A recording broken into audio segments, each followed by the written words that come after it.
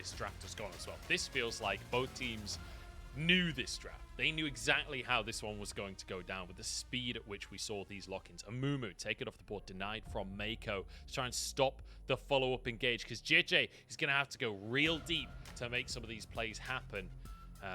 And you can anticipate with Renata being banned here, EDG might have to ban that Lulu themselves here, because you're never going to get it, right? Top Esports probably lock that one in if it isn't banned. Yeah, I think it's going to be the Renata and the Lulu taken off here. The Nautilus gone as well, just trying to get rid of all the follow-up engage that can come through from EDG. I'm curious to see what the plan is here from Flandre, because we've seen EDG 3 times on blue side, twice we've got the Gnar, and twice we haven't been overly impressed with it. This feels like a game where something like an Ornn could be the call for the top side for Flandre. Like, or even just go back towards the Renekton. Just go towards something where you're like, look, this is going to be plain and simple. We're not going to open up Wayward to go towards a Yone or go towards something like the Jax. Let's just try and keep it simple and play for team fights on EDG's side. Alright, over to top esports. It's Wayward going with a blind pick here up for the top side. So the support counter pick left over for Mark. Yeah, I'm kind of curious to see now if they're still thinking things like Seraphine, like I think could be a really good one for top esports. I think they're trying to see, okay, what's the game plan from EDG first? Lulu is still up and available, and which I'm kind of surprised they didn't just nab immediately, but you aren't looking at a ton of engage tools for top esports, so it feels like they need something like a Seraphine or a Sona or something along these lines, even a Taric maybe, just to like provide some sort of engage. Well, might be a Rakan here for Mako. Certainly would be that engage tool, and with a Sivir to slingshot you in as well, the speed at which Mako will be able to find these engages with an Ari, with a Vi, like this is feeling like massive pick potential on the side of EDG if the Rakan is locked in. And now over to top esports. Where do they want to go? Already hovering a Zillion, obviously leaning towards an Enchanter here. Yeah, I think the Taric would be slightly better. Zillion, I get, like, speed up for Zeri, right? She becomes just mega paced, but I think you need some sort of engage tool here to help you out. I know you got the Wukong, but I think still having a little bit more could be the call. Even the invulnerability for, like, a Wukong and a Gnar could be great, but they are hovering back over towards the Lulu. I think either way, we look at these two comps, EDG, very strong mid jungle. This is EDG trying to go back towards, hey, we will play through mid. We will look to try and make Knight incredibly uncomfortable with the Charm, with the Vault Breaker, make sure that we can actually close the distance and get this advantage mid. Lean in towards bot, make go and engage Shep, not on these enchanters where you're just going to play shield and heal. This is actually setting up to try and play heavy around the spot side, and even Flandre having the counter pick in the Aatrox. This is the moment where EDG need to bring this back. Yeah, we need to see a strong early game from EDG. We need to see them take over and not lose pace, because we've seen EDG win the early game already in this series. In their Kalista game, it felt like they were winning every single lane, but once it got to the mid game, everything fell apart. Top Esports have been the team with the advantage in that mid game and in the late game, and it feels like with a composition like this, Top Esports can very much lean into that style once more. And that's, I think, what they're going to be trying to do here. Like, you've got really solid front line, Wayward and Tien, Knight and Jackie Love, late game damage dealers. As long as they can keep their mid game in check and find that bridge to the later portion of the game, they should be in a good spot. I think Tien probably going to play very heavily around Wayward in this top side once more, but he also needs to be aware of JJ's and Scout's prowess in this mid game, in this mid lane, and leaning in towards the spot side of the map. Keeping our eyes on the mid-jungle duos here. But this is old Kings versus new Kings, right? 2020 was the year of Top Esports and JDG. That was when EDG were kind of floundering. Then EDG come back in 2021. And now it's a matter of pride between the two teams. EDG would approve that they are still that team from 2021. They are still the team that has won the most LPLs out of anyone ever. Whereas Top Esports, they want to continue their rivalry with JDG. They want to make it back to that finals. They want to do it in style. Even for EDG as well, yes, they have all the domestic championships, but I mean, 2019 and 2020 were the first time since EDG's inception they didn't make it to Worlds. 2021, they bounce immediately back off that and win the World Championship. This is a team with a lot of fans, a lot to prove, a lot to live up to in a name like EDG. And it starts here with trying to find the reverse sweep against top esports. Yeah, it absolutely does. And that is a tall task. I mean, can you imagine if top esports actually got knocked out of playoffs on 2 back-to-back reverse sweeps? Can you imagine what that does to a player's mentality? It would be truly something unprecedented here in the LPL. I do want to quickly mention as well, though, that you know, if top esports do make it into the finals, if they do manage to finish this series off today, it actually benefits JDG as well. Because I believe, if I'm not mistaken, at that point, JDG would be guaranteed Worlds too. Like, the winner in the second place, doesn't matter which way around, they're fighting for World seeding, but they both make it in first and second seed at that point, because RNG would be the only team to contest them. EDG wouldn't be able to catch up in points. So it's not just top esports that wants that rematch. It's JDG too. Yeah, so the top esports have the most points at the moment, so will guarantee themselves playoffs. And then it just becomes a case of, you know, JDG, if they face off against top esports in finals and win, they will take the auto qualifier from being first seed in the LPL. And if not, well, then top esports takes first seed, which means JDG and has the most points, and they will take that spot. So either way, JDG going to be pretty happy, I think, to see top esports, but also slightly terrified with how close that last series was. It will start, though, with top esports seeing what TN can achieve here. The Wukong already cleared top, moving now into the spot side. Good little dash from Jackie Love there. Just a little bit of sparring down in the bottom side. As you say, TN moving down there, and JJ will be matching that one. So could see a little bit of skirmishing early on, but neither AD carry really wanting to be fighting this early on. I will just quickly mention as well, both AD carries going for the Ghost this game. No cleansers on either side. This is very much going to be about that movement speed during the team fights. Yeah, I think both of them kind of realizing the big issue is the lockups that are coming from those junglers, right? It feels like a huge amount of the engage tools are going to be coming from both JJ and TN, and Cleanse isn't going to help against the lockup that Vi brings or the knockup that Cyclone brings to the table. So TN now already making his way bot side, will be spot on the ward. So everyone on EDG will just back away. Yeah, Viper and Mako should be completely fine on that one. As in the meantime, JJ stays up on that top side, went to Chickens, then back up to the top crab. And we'll look to get a little bit of deep vision, I assume. But maybe could look for more on the top side too. Yeah, I don't know if he was spotted, but JJ will now realize that his entire top side has been taken by TN. Or, sorry, TN's entire top side has been taken. So we'll now just back away. This is Flandre getting a good amount of poke down. Arcane Comet has been the option every time you see the Aatrox into Gnar matchup. Just getting that poke down with these long range Qs, trying to see if you can land the Infernal Chains is going to be pretty good.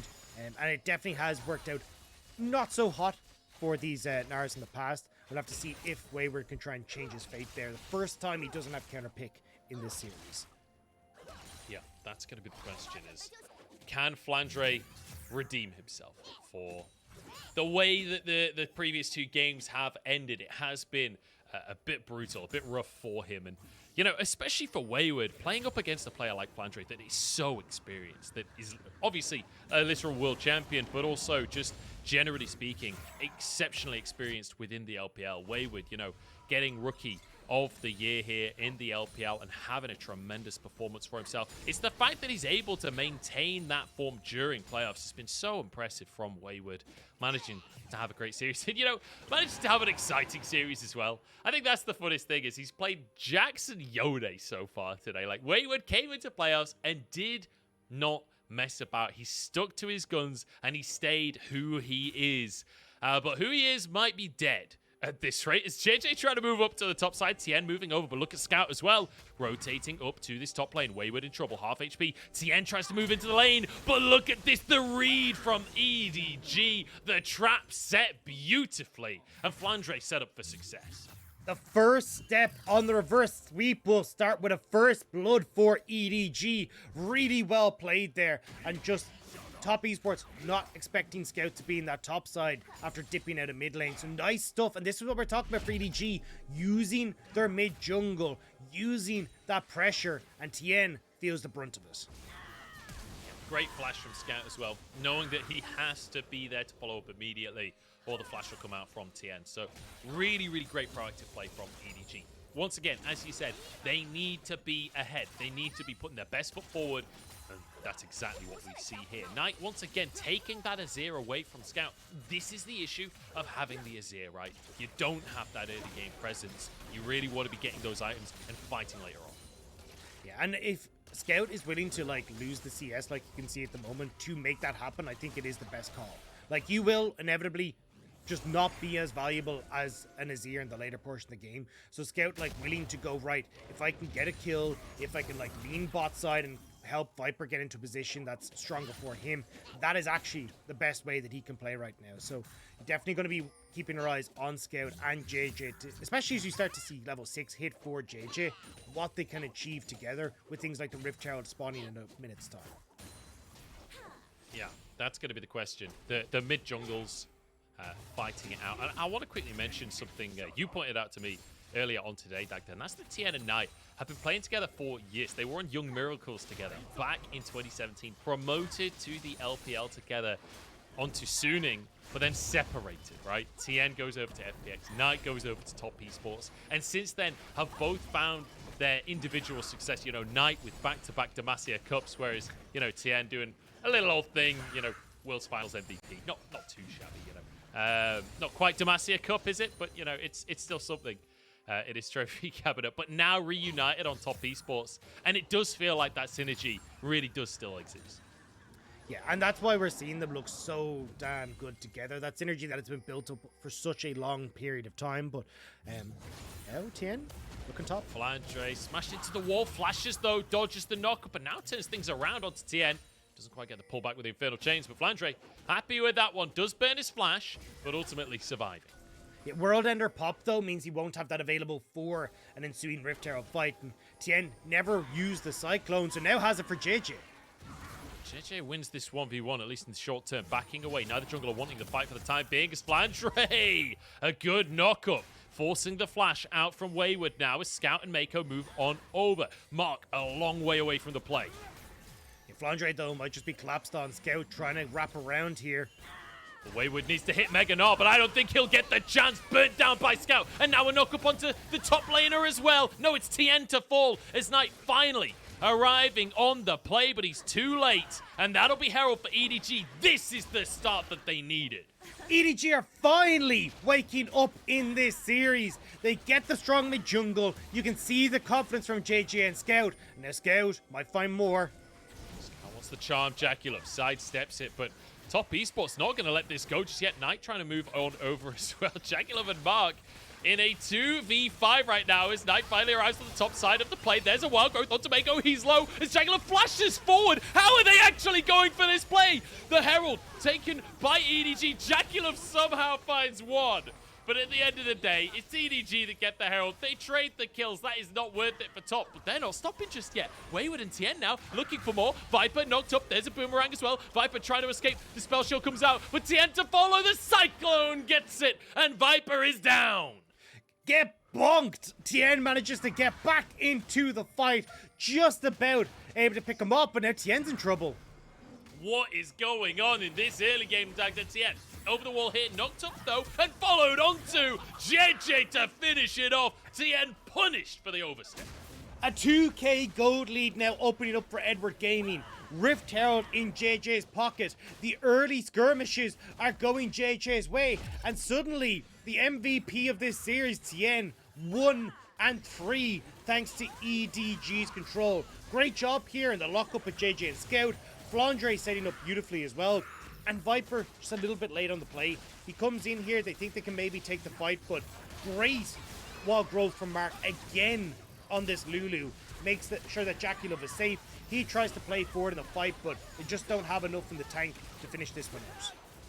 Jaculum is so aggressive there. Oh, I feel like top he side. could have Top side. towards Nah. Oh my days. It's another kill for Flandre in the split screen as we see how the fight ended with Tien finishing off Viper in the end, but then overstaying for the buff. So, pure carnage across the map here so far, as now we see Top Esports trying to get a first Drake up the game. They know that their game plan is late game right now, so a first Drake is certainly going to be needed. Yeah, I'm curious to see though how the response is going to be from EDG. You have full push in bot side, you'll have push in mid, opportunity to try and throw down this Rift Herald because Top Esports have invested a lot of time into this Dragon. But looks like at the moment, JJ can actually move back up towards top side. So with Scout and JJ having control of mid, maybe we're actually looking at a dive onto Wayward. It's possible. Wayward could be in trouble once again. He doesn't have flash available. His TP, you'd imagine, would be up after the play, but I'm sure he doesn't want to die, regardless of whether his TP is available. But look at this. The tower just going to be taken down. They don't need to go for the dive. If they can just finish off the tower with the Rift Herald, Flandre needs to make sure he's in range to get that gold, and will be in the end there. As now Tien moves to the bottom side, wants to try and pressure equally on the opposite side of the map here. Knock up from Meiko onto both Wukong and his clone. The Cyclone not used though, held onto by Tien. Potentially could go for a repeat dive there, but Scout moving down, threatening an answer. This is where they need to start using the advantages that Flandre has though. 2-0-2, a massive gold lead, a full tower advantage as well. Like, he needs to be the one that's stepping up, because Viper is going to be the late game carry. Like, we've already kind of established that. But if they can use Flandre to start getting towers open, like push the pace of this game forward, that is how EDG can try and win it out. But they need Flandre to step up now. Yeah, they need Flandre to be the big carry up in the top side, or at least to be the mid game carry for them, as you say. And we need him to step up and not be caught in the side lanes, right? Not be caught out of position, and be there for his team. And I'm absolutely certain that he wants that to be the case as well. The team setting him up this time, 2-0-2, big CS lead, having to counter pick as well. This is Flandre's moment to shine. And you can see that he's trying to do just that, right? Get full wave pushed in topside, now go into the enemy jungle, now move across the mid, see if he can cause a bit of a ruckus, and looks like he will find Tien. He'll look for Tien, whether or not he can actually threaten this one. Apparently he can. What is the damage out from Flandre? Will be Tien dashing away, and ultimately the red buff taken by Knight. That's not the way I expected that play to end, but ultimately great pressure out from Flandre, denying from Tien. And that's exactly what he needs to do. Like, create that pressure, draw multiple members, or force Top Esports back. You get a plate mid. That's the win, but now Viper. 1v1, Jackie jumps over the wall looking for Viper, and he finds himself a solo kill. Jackie Love can never be underestimated. And we've seen this before. We saw it against JDG when Top Esports needed someone to step up and be accountable. Jackie Love not only took one step forward, he took that step over the bodies of JDG at 92,000 damage game, a record in the LPL. And Jackie Love is on Zeri once more, and he wants to be the carry for Top Esports. Jackie Love saying, oh, top side's not going so hot. All right, I'm taking this one into my own hands. Finds a solo kill onto Viper, a player that many believe to be the best AD carry in the world. But Jackie Love putting some respect to his own name right there, putting a statement down and saying that Viper has to play cautiously. Huge kill there on the Zeri. 2 now in his favor as Wayward chases Flandre out of the play on the top side. And the reason that we've hadn't had Jackie Love in that conversation is a lack of consistency. A lack of being able to step up when it mattered and always be there for his team. But this playoffs, Top Esports have been able to rely on Jackie Love making plays like this, stepping up on picks like this, Zeri, and making the difference for Top Esports. And now, with JJ invading, Top Esports have multiple members here, but they're just going to back away from this one. Feels kind of insane to see Tien on more jungle CS than JJ this game after how many camps we've watched Tien miss out on. It's honestly fairly impressive that Tien is managing to even the numbers up, but JJ has been everywhere on the map, right? And in terms of scoreline, let's be honest, it's all the way of JJ right now. It's a 4,000 gold lead though for EDG. This is the biggest lead they've had at 15 minutes all series long. Knight gets caught by a charm here. Scout though gets a bit of a chunk back onto him, and that crown paying dividends for Knight. Yeah, they're just trying to see if they can get vision over River. They know that Rift Herald is going to be up, so JJ and Flandre are soloing out that one. So they're trying to establish control for Dragon in 30 seconds time. See if they can get a little bit more for themselves. And at the moment, it's doing good. Meiko can't really face check here. Now they're looking at Scout, who is a little bit overextended on this bot side. Yeah, Control wards are there as Knight will be able to get a bit of poke in answer. Tien moves on in. Tower so low already. Should be finished off. And Scout realizes he's got to get out of dodge on this one. Tier 1 taken. And Knight should be able to force another wave on home. Marking the sideline means the Scout cannot be aggressive, especially with that Sun Disc in play. JJ went for the reset though, so EDG don't use the Rift out immediately in mid lane. Like, call out Top Esports for this play, but a Scout looking for Knight once more. Knight has no TP, so with this reset, he won't be here for Dragon. EDG might have delayed just enough. Maybe Knight going to go for that reset regardless, though, not sticking around. And perhaps that's Top Esports saying, look, we're not going to contest for this second Drake, deciding that they're too far behind and not wanting to bleed too much gold away, especially after they took the first Drake of the game. They can willingly give this Drake up without losing too much. It will be Scout now, trying to see if he can get pressure on this bot side, take that last bot tower, or sorry, the outer turret on the bot side for EDG. And I imagine that we're going to get Viper off this reset, moving back mid. JJ throws down Rift Herald. They'll have Flandre drift over, see if he can help out. So Top Esports trying to respond. Put pressure in top side. Make sure that you actually can't have Flandre help out on this mid lane push with the Rift Herald. Yeah, it's going to be a tough one. As the reset's coming out from Top Esports. A Drake apiece and a tense game, Dagda. We've seen EDG finally kick off with the sheer aggression that we were hoping for, reading Tien's early game plan and shutting it down very, very effectively. Now TP from Wayward to deny a tier 1 in that bottom side is 1 tower apiece. And while the gold lead pretty dramatic on the side of EDG, just under or just over 3,000 gold in their favor, Top Esports have a lot of late game scaling, but it has to be said, even though Viper 0 and 2 so far, like, he's still on Scylla. He's still going to be a monster in the late game. They've still got an Aatrox as their front line in the late game. They've still got Scout on that Ahri, who, if he can find the right charms, will be a menace. Top Esports, no matter how long this game goes, they still have to outplay. I think this is still going to be a game where Mako is a difference maker. Mako having the charm onto Jackie Love, trying to see if he can get the knockups, is going to be so incredibly important. Like, Mako's flanks are going to be a difference maker in this game. So for EDG, if you can actually crack open these outer structures, like you can see them trying to do right now, it makes it very easy to get vision control, look for picks, find opportunities for Mako to get into position, and get on top of Jackie Love. And then, with the lockup from JJ, with the follow-up from Flandre, it becomes very, very easy to deal with Top Esports. And that's why we're seeing Vi drift back into the meta, because she's very good at dealing with picks like Zeri, like Calista. Yeah, you can't escape when she just chases you down no matter what. Pushing the mid lane here with the Herald. There's 1 tower taken already. Herald will get the second charge, but there's no threat from EDG on that second tower just yet. But a good amount of damage done. They can return to that one later. But I just want to quickly mention Scout actually picking up a Medjai's here against Knight of all players. I feel like that's a very confident pickup. That's kind of a call out there. But Scout on 6 stacks so far. We'll keep our eyes on that number because 2-0 with the Ahri, he's been playing exceptionally so far.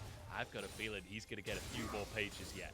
Yeah, I love how we, in like the English broadcast and like English anglers, try to make it sound all flary. It's Medjai's Soul Stealer. Whereas when you look at what it's called in the Chinese community, it's just murder. Like, I love how they've just hit the nail on the head. It was like, no, you kill, number goes up, you win. That's what Scout is trying to do here. And I think when he's playing follow-up for JJ, when you're looking at this mid-jungle for EDG, there's going to be a lot of murdering going on. There certainly is, and Flandre wants to be the man to do it. Here comes JJ, but the Cyclone, very nicely done by Tien. It's not enough. He goes down, and now Knight in a 1v3. Mako arrives, quickness, knock-up, and carnage. Double kill for Flandre. The World Ender living up to his name. A Scout could be caught on the bottom side. Mark trying to chase it down. Jagulov flashes into the play once more. The charm, not enough, but Scout has the Zhonya's. Jagulov can't tank the tower forever. Wait. He's going for it anyway. He actually dies. And Scout with the double kill. It's unbelievable. How does Scout manage to get away with this? Jackie Love sees the play. He's trying to be the hero for Top Esports, but EDG will not let him be. Scout goes golden. The moment is there, and EDG in their golden moment get Baron as well. EDG looking good to start at least one game on that reverse sweep. They go 2-0 down, and then they find fights like these, winning both sides of the map simultaneously. Tien walking in, and Flandre just rinses him. Look at the damage that comes out from this Aatrox. Great Darkened Blade as well to keep him in the Infernal Chain. So Tien gets pulled back, sets up for JJ. And even when you look at the way Mako came in as well, dashing on towards Flandre and then being able to go over the wall with his knockup to guarantee it. But we'll see it here. Scout way overextended, right? But with the flash, with the heal, having that stopwatch in his back pocket. And Mark has already tanked up like 3 terror shots before this goes down. Jackie Love tanks up 1 more. And just the speed up as you throw at the Q gives him enough. And then, unfortunately, Mark takes 1 more on the way out. You know, he's got the murder book. It's on 14 stacks, and not a singular reaction, not a flinch on his face. He's got a, you know, he is murdered. He is murdered at this point. 2 kills for Scout in the 2v1, and it's just another day in the office. This Ari looking beautiful, and now this will be the second Drake as well. Cloud Soul, unfortunately, for EDG here. But it will be 2 on the board for them. And Top Esports really pushed against the ropes, but Dagda, I don't want to put too fine a point on it, but this isn't the first time in the series they've been significantly behind EDG, and it's certainly not the first time in playoffs that they've fallen dramatically behind and still managed to come back into it. This is a team you can never count out. And you still have a very terrifying 3 out of spike for Top Esports, right? The Azir, the Zeri, and looking at Tien and Wayward getting into a position where they're comfortable as well. It still feels like there are maybe moments where Top Esports can get back into this, but EDG are doing a good job of trying to deny those opportunities. Looking for picks, not taking full 5v5 fights, controlling vision in the enemy jungle. So they're taking fights before Top Esports can get themselves established in River, and that's how you try and play with something like this fall.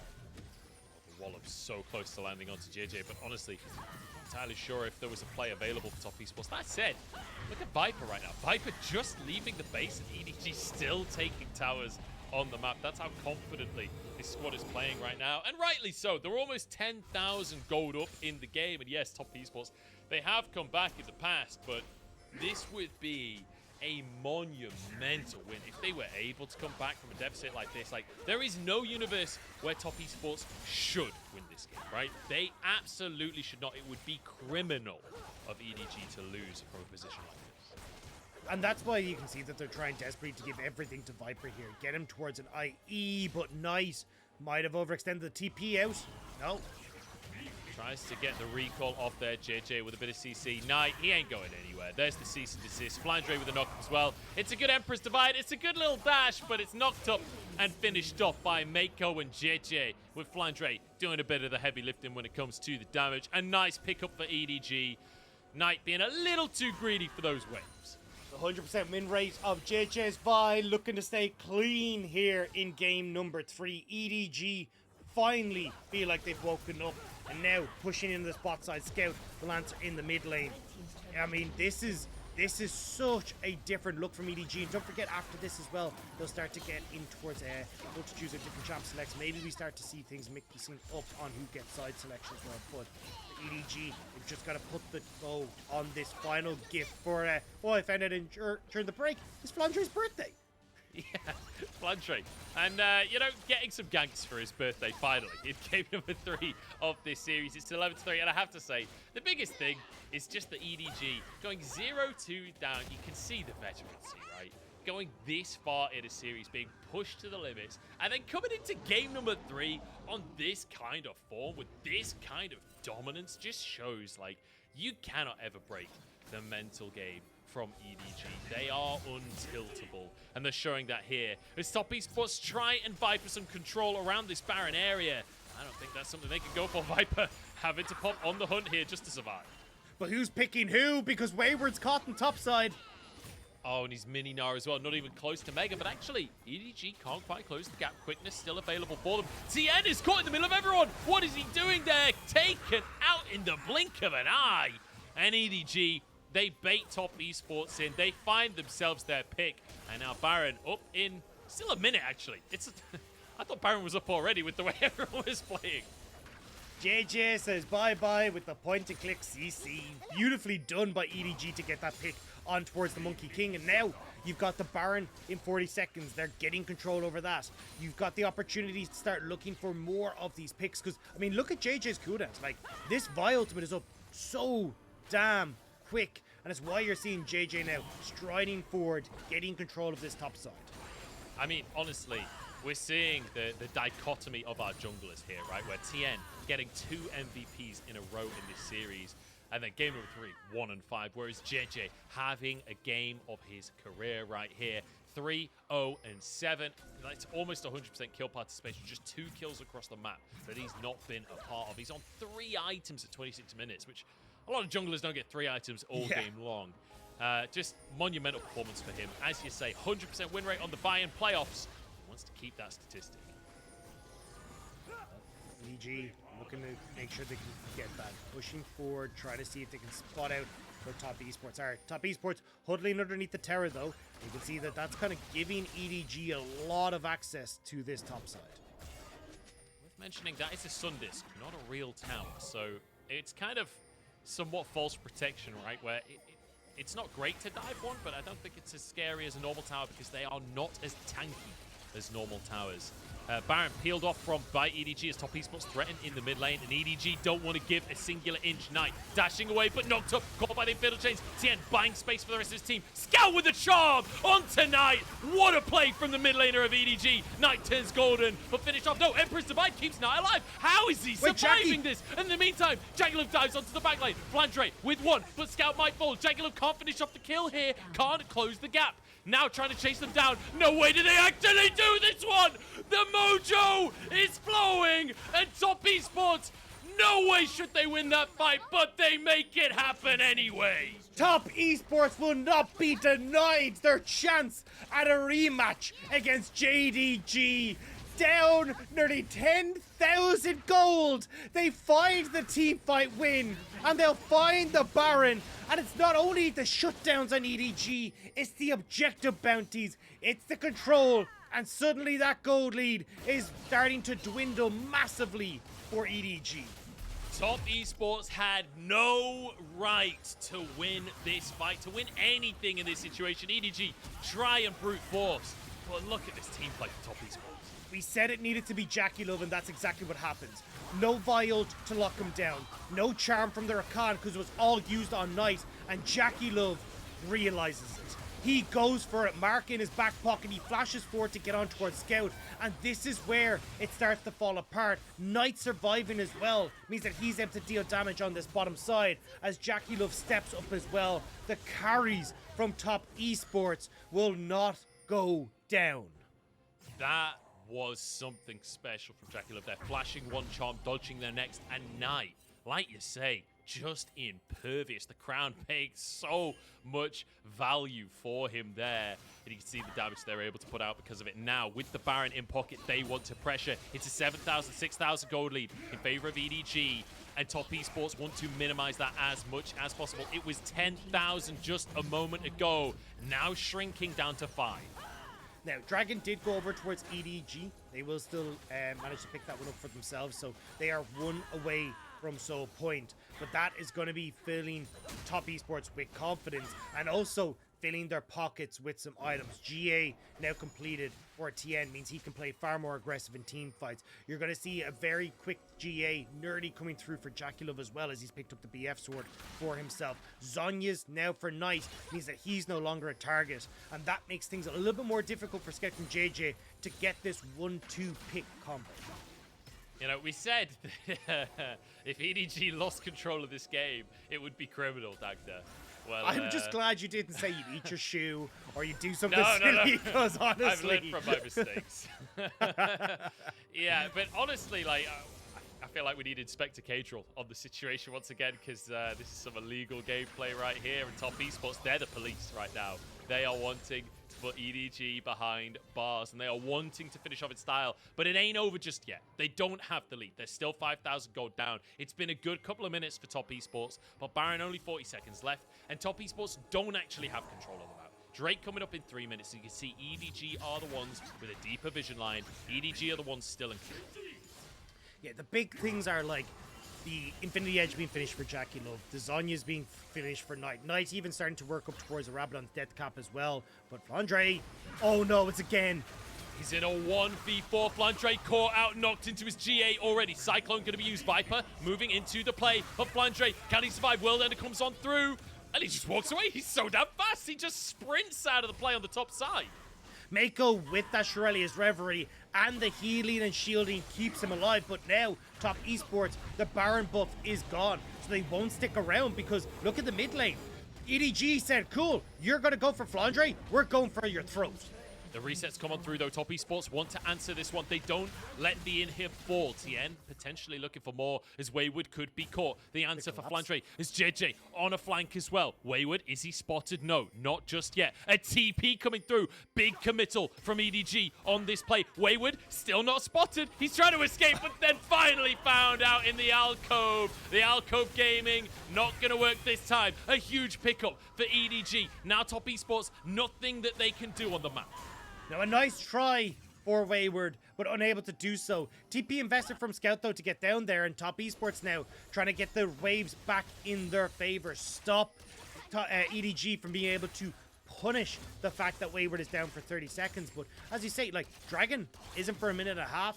Baron, 2 minutes. Like, Wayward will be back up on the map, and Top Esports have managed to shove out these waves already. So yes, it's a nice pick, but you won't be able to get anything else from it as EDG. Man, I bet EDG are just clenching their teeth together right now. Like, Top Esports, give us one. You can't get anything from this team without fighting tooth and nail. The fact that this game is even remotely close is frankly absurd. But EDG are still on the cusp, finding that pick onto Wayward. Cloud Drake up in a minute. That would be solved for them, and EDG the ones in control in that regard. I'm keeping my eyes on Scout and JJ. We came in today talking about the mid-jungle for EDG, and they really have taken over this game with the 22 stacks on Scout's Magi. And he needs to be the one again to try and set things up with JJ. Get on towards JackeyLove. We saw in that last fight where if the focus goes for a second away from JackeyLove, that's when he can pop off. All attention needs to be on this area. We'll be looking at Mako and JJ to hit that button, slam on top of JackeyLove and make sure he can't carry the spot. Spell shield from Viper because those lasers are going to start to really hit hard. Top Esports are on the wrong side of the map right now as EDG going to just match here and deny the mid lane waves coming out from either side. JackeyLove will be able to clear as Knight trying to defend this minion wave. Scout will do his best to clear it, but Knight has done a good job to protect this wave as it moves in through the mid lane. Look at this, Top Esports trying to threaten the mid lane, saying, look, you can have the Drake. We don't care about Cloud Soul. We're looking for your base instead. Top Esports pushing forward, keeping the minion wave alive as they look towards an inhib tower. The recalls start to be channeled from EDG, but this is too late. A Cloud Soul for a mid lane inhibitor. Top Esports now, can they escape with their objectives? They're just running straight towards the Baron. They're like, cool, JJ is still going to be on this. We're fine with that, so we're going to go over and try and base out the EDG. They don't realize the wards are here, though. Hasn't been swept on the way through, but no Meganar for Wayward. GA available for JackeyLove. He gets another lease at life if EDG commit to this. Look at the group up in the brush. JackeyLove moves forward, denies the minion wave, makes sure that EDG can't do the same. Here comes JJ into the backline. JackeyLove the target, but he's knocked up with the wild growth here. He's body put into his GA. A Scout on the top side of the play, trying to get on tonight. Knight on the backside though. It's a big Emperor's Divide. Top Esports with the damage. JackeyLove still alive. And Top Esports, they are unstoppable.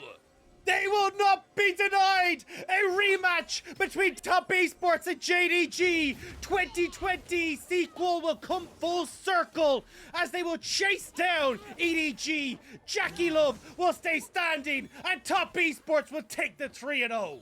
Just when everyone stopped believing, Top Esports make the unbelievable believable. They want their rematch and they want their finals against JDG. Beautiful from Top Esports. That last fight, JackeyLove is dove on. We talked about the GA being there, and Nice says, I got you, bro. With the Emperor's Divide, buys space for JackeyLove, gives him a wall to hide behind, and JackeyLove nestles safely into the arms of his team, and they will carry the fight and put themselves into the finals. What a performance from Top Esports. And you know, halfway through the game we were talking about they've done this before. They've come back from 10k deficits before. It was a half joke. I didn't actually expect them to then do it here in game number 3 when they were against the ropes and EDG had everything they could want. And yet, Top Esports once again just do the thing that nobody expects, the thing that nobody else could pull off. This team is unbelievable, Dagger. I mean, the mojo, man. You always talk about the mojo with Top Esports, and I don't know if our mojo meter's high enough to measure what is coming out from this squad right now. Yeah, it's off the charts. They look absolutely incredible. You know, there's that scene in the Powerpuff Girls where they're putting in the 3 different ingredients to make the perfect gift. For Top Esports, when they made these players, it's just mojo, mojo, mojo, mojo, mojo, a golden left hand, and a bit more mojo. Like, yeah. This team is really something special. But man, you could tell they were angry about the result that they had the other day against JDG, right? The fact that they come in and dominate EDG, a team that, honestly, EDG have looked incredible during playoffs. This is a much more one-sided series than what we got to see earlier on. Remember, this was a rematch from round 4, and this time around, Top Esports showing that clearly they know how to take EDG on. Man, the script's just too strong. The rivalry between Top Esports and JDG is just, it has to happen. Like, you can't not have these two face off against each other. Like, it's just incredible. So I think as well, the fact that we've gotten to see like them overcome the 2021 champions, overcome the 2021 world champions, to now see who will take the kind of one for all crown that this rivalry started in 2020. I know, it's truly something special here. Between Top Esports and JDG. Commiserations to EDG, especially to Flandre. The fact that you're Aatrox with a Sivir in the game and topping the damage. Like, Flandre did have a great game for himself. Obviously did get picked towards the end, but the first half of the game, absolutely magnificent from him, and happy birthday to him as well. Not the greatest birthday, I imagine. But, you know, hopefully he can go and have a nice pint now and, you know, just forget that this ever happened. That is the worst place to wish someone a happy birthday. You know, sometimes my mouth talks without my brain doing all of the thinking first, and you know. Hey, at least it was a quick one. I'm sure your hot pot reservation's all right. I mean, yeah. But either way, sorry, that was just Top Esports looking fantastic, and it's sad to see, right? Like, I think for EDG, this was their game, right? It looked like it could all come together for them. JJ and Scout were working incredibly well, but again, Top Esports finding these moments in the mid game, playing towards these late game fights, the GA coming through for Jackie Love at just the right time. It just feels like there's very few weaknesses for this Top Esports squad. Like, we see sometimes their early game falter, sometimes their mid game can falter, but on the up and up, like the team fighting looks spectacular from them. From a team that used to be very scrappy, very skirmishy, and like almost try to force these like 2-3 man skirmishes in their team fights back in 2020 into a squad that is playing everyone on the same page, very coordinated engages, protecting the backlines. Everyone seems just so well versed in what they need to do. It's both in team fights, mid game, early stages as well. Tien is a nightmare. It's just everything.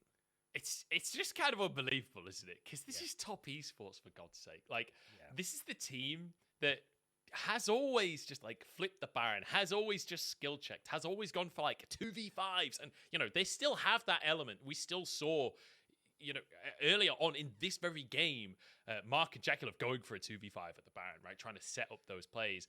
There is still elements of that, but they don't go for the crazy risks anymore, right? They're so much more reserved. And that's been true this entire split.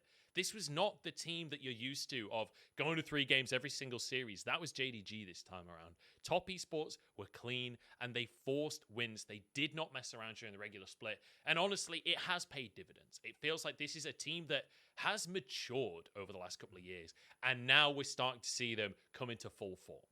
And I think the biggest proponent of that is Jackie Love. Like, limit tester Jackie Love to pushing the limit Jackie Love is what we're now starting to see, especially on things like this area. He's been absolutely incredible. I've been so impressed to see how he's putting himself right at the edge of what he's capable of achieving and then pulling it off. Like we saw in that last fight, going in, getting the GA popped, having Knight there to protect him. It just feels like this team as a whole is coming together. And Tien, again, great engages on the Wukong.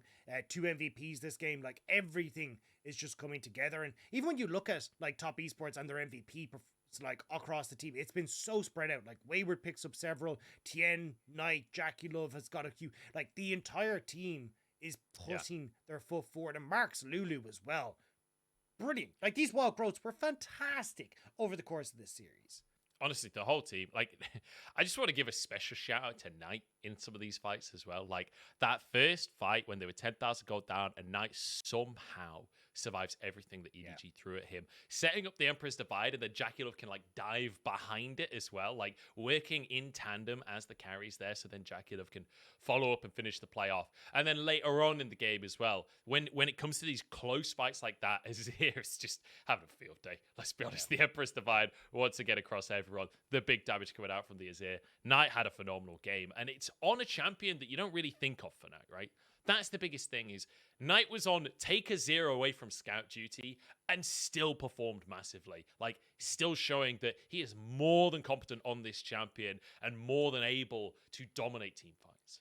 And it's going to add another layer to that draft dilemmas that we were talking about at the start today against JDG. Because we saw Top Esports banning away that Azir. I think it was 4 out of the 5 games against JDG. Now you're like, well, Knight was looking pretty damn good on that. So are we now banning that away from Knight? Like, what does that now look like? So I think Top Esports improving over the course of playoffs, adding new layers, new, like, problems that you have to solve to try and beat this team, and going up against JDG, who have looked so incredibly strong. Like, our finals are going to be an absolute bang. I was like that close to cursing on that sentence. Sorry. That's okay. That's okay. It's been a crazy few hours, it has to be said. Let's look at our MVP for game number 3. It's the man down in the bottom lane. We were touting him coming up against Viper today. It's Jackie Love on that Zeri. And some of these team fights were really just something to behold. I cannot wait to see some of the slow-mo replays of those last 2 5v5s, because, you know, flashing charms, dashing charms, making sure Scout could not impact the fight whatsoever. It's the read on the flow of the fight that really impressed me from Jackie. As you say, like, there's the dodging charms and this kind of stuff, but understanding, like, what were the main threats that were going to cause him issues, and how does he try and play around that, right? Like, again, Mark doing a great job with some of these wild growths to keep him in check, but look, every single time he's like, right, there's this key ultimate down, there's this one big spell down, right, this is where I can try and go aggressive and find these fights. Or, you know, as you can see here, Viper's overextended. It's just a read that he has, especially on this champion like Zeri, where it just feels like he has a great understanding. Here again, right, he looks at Mako, ultimate is down, the engage is down, no ultimate for Vi, cool, I can go ham in this fight, and make sure that Scout has to back away, Flandre has to go golden, which is the reason why Knight was able to survive so long in the back of that fight as well. So, I mean, this Zeri pick for Jackie Love, honestly, is a must ban. You cannot give this man this champion anymore. Them using the E to dodge the charm there at the end as well. This final fight, as Jackie Love is the first target, and just everything thrown at him from both sides, right? All of the defensive tools from Top Esports, all of the aggressive tools from EDG, but he has that GA, and it means he can survive. Yeah, and nice here again, giving him that safety net. Stepping into the middle of everyone, putting himself in harm's way so we can get that Emperor's Divide, buy space for Jackie Love. That was the difference maker in that fight, and that's why we're looking at a 3-0 victory for Top Esports. I can't believe you're saying those words. A 3-0 victory for Top Esports. I was thinking Top Esports would win this series, but I was thinking 3-2. I was thinking fighting tooth and nail every single second. The fact EDG can't get a win on the board is just, it begs belief. That's every single person. Every single one of our predictions was 3-2, 3-2, 3-2. Now, Mizel went with EDG, but everyone thought that this was going to be a 3-2. And the fact that Top Esports were able to come out like this and decimate, at least in game 1 and game 2, very much dictate that mid-game. Better map movements, taking the fight to EDG. This now sets them up so well coming up against JDG. I know it's only a short turnaround, but we're going to have basically a 4 or 5 day break now until Thursday, where these two teams are going to face off again, and I honestly cannot wait. It's going to be absolutely insane. Honestly, it is going to be such a final. If this final doesn't go to 5 games, I'm personally going to feel robbed. Like every single time these two teams play off in a best of 5, it goes to 5 games. They've been in the finals twice before. They were both in 2020. They both won one of them. We'll see which team can do it in 2022. This God. really is the sequel of our first year in the LPL as well, Dagda. This feels like everything coming full circle. And, we talked about EDG being kind of the old guard. Well, Top Esports has certainly proven themselves as a dominant force in the LPL and worthy of filling out this rivalry with JDG. Exactly. And I think that's it's the fact that we're coming back to the 2020 kind of style, right? But it's both 2020 finals went to 5 games between Top Esports and JDG. We've already seen one best of 5 between them go the distance here as well. And absolutely the best series that we've had all year long, if not honestly for the last 2 years. And then you come in and we're going to see them face up again when JDG have almost like pushing the limits on their style, like bringing all that all-out aggression. Now you're looking at Top Esports, who've kind of plugged a lot of the holes that we are kind of looking at in their gameplay over the course of the split, but also as part of playoffs as well. It's just, it feels like both these squads are now coming in fully versed in their play style and really just wanting to go and see who can be the number 1 seed in the LPL. Yeah, I did just want to kind of finish our conversation here on the series as well with some commiserations for EDG, because EDG have had a hell of a playoffs, right? They had such a long run through the bracket, starting in round 2, beating FPX 3-1, beating RNG 3-1, then losing to Top Esports, beating LNG 3-1. Everyone that they played, aside from Top Esports, they beat 3-1. Well, then Top Esports beats them again, finishes them off, and knocks them into regionals. So now EDG have to continue fighting. Their tournament is not over. Playoffs is over, but they still have to go through regionals. Against RNG as well. So, I mean, they have kind of gifted us the Top Esports JDG rivalry, but now they have to go up against their rivals in RNG, two of the most decorated long-term organizations we've had. So, yeah, it's been nuts. I mean, now that we've kind of locked in RNG, EDG, V5, and LNG to our regionals as well, I don't know, man. This weekend coming is just going to be a banger. It's just going to be so nuts. It's going to be so insane. I mean, EDG, RNG, V5, LNG, 2 of those teams will not make it to the World Championship. How terrifying is that? Like, honestly, so just the level of talent across the top teams in LPL this year. There's like 6 teams where it's like old school veteran talent on these teams as well. It's just mind-blowing. And speaking of legendary talent, we're going to head over for an interview with our winners. It's the golden left hand himself. I'm going to pass it over for a winner's interview with Knight.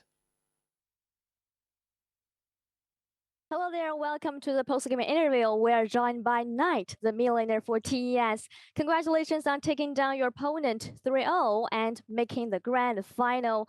How do you feel? And compare with the last matchup against the EDG, which was 3-2 victory. So how do you guys prepare for today's matchup, especially with a massive win? 好的，让我们再次恭喜滔博拿下了本局比赛的胜利，并且挺进到了夏季赛总决赛。我们要请到中单选手 Knight 接受访问。那么首先要问到的是，因为在此前的上一轮你们面对 EDG 的时候呢，双方是奉献了一场精彩的 BO5 鏖战5局，但是今天却展现了一个非常具有统治力的3-0。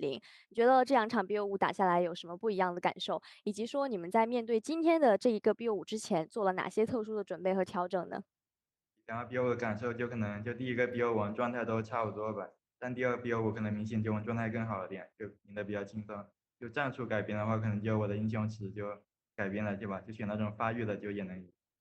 就是在你的中路英雄池上去选择吗？是的，就中路沙缓这英雄吧，也是用了。So in the last best of 5 against the EDG, I do think that our form is pretty similar, so that may be a 5 games. But in today's matchup, obviously we perform much better and we are in the better form against the EDG. And secondly, we have made some changes around the champion pool, mid champion pool. So Knight has mentioned that especially Azure, this mid champion. So next question, follow your strategy, follow your plan, follow what you said that we are talking about to a champion pool. So why did you guys pick top Yuan in game 1? And maybe the casters was wondering maybe the Yuan go to the mid or go to the top. So share us your insight. 那么顺着 Knight 选手说到的关于英雄池调整的问题，在今天第一局的时候呢，是最后拿出了上单永恩的选择。当时可能中文流那边的解说也有在考虑，这好像看起来是一个摇摆的位的选择，所以你们最后决定把它摇到上路，是出于什么样的考虑呢？其实第一把永这英雄就我觉得中上都可以用吧，就他上路挡大也好，到中路打沙皇也是挺不错的。但威尔的他就比较自信，他说就选永恩吧，之后就直接给他选，就直接给他用。So I think that Yon is is very both available for the top lane and mid lane. But our top laner Wayward said, "I'm so confident on this champion. Give me Yon, give me Yon, give me Yon." So we just flex this champion to the top. Let's come back to the game. I would say that Tian has performed pretty good as a 2022 summer regular season MVP, and I think that your top mid jungle synergy was pretty good. So what do you think of it? 那么接下来我们要聊到的是，滔博确实在这个赛季展现出了非常强大的统治力，特别是我们可以看到你们的打野前期节奏也很好。所以你现在觉得你们队伍的上中野的协作大概是什么样的一个程度和状态呢？我觉得天就他是进攻性非常强的选手嘛，就他进攻性十足。等我上中野和他磨合的，其实和赛季初相比肯定是变好的，但觉得上野的磨合还需要小磨合一下。上野的磨合吗？是的。好，So I do think that Tian is a very aggressive jungler, and I think our synergy was pretty good, especially compared with the beginning of this split. But I think that maybe the top jungle synergy needs to a little bit improve. So I have to touch on the last game. EDG EDG picked an aggressive draft compared with the game 1 and game 2, like the top actors and jungler Wei, and they have secured a 10k gold lead at 25 minutes. How did you guys turn the tide, especially that team fight in the jungle?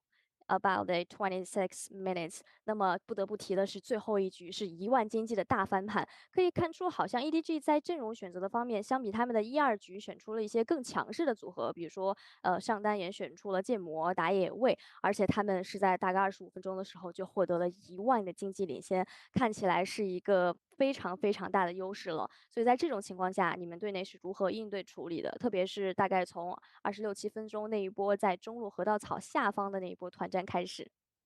就第三盘开始，我们教练就预感到对面会选位这种冲锋阵容了，就教练就预判对我们帮助非常大。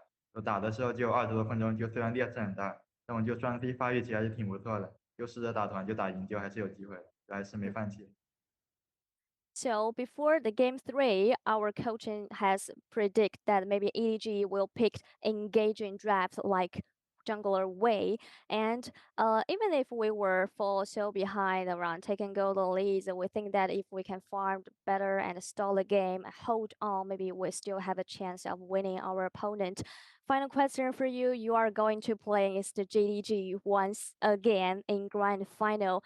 Their top laner 369 said that in the last post-game interview, he will wait for you in grand final, and you are going to play against Yagao. I know that you are both from Pingxiang, Jiangxi province. Oh, that is a city from China. So, what's your predictions and what do you think about this matchup? I would say maybe that will be a big banner game. 那么最后一个问题，今天在这场比赛之后，也是成功的和京东会师总决赛了。在上次的英文流采访中呢，上单369是在这里，我在这里要喊话一下 Net，我希望我们决赛见。而且今天你们也是做到了，所以在这里有没有什么想要回应369的？特别是在下一场总决赛当中，也是2位江西萍乡中单的正面交锋，对于总决赛的看法和我们分享一下吧。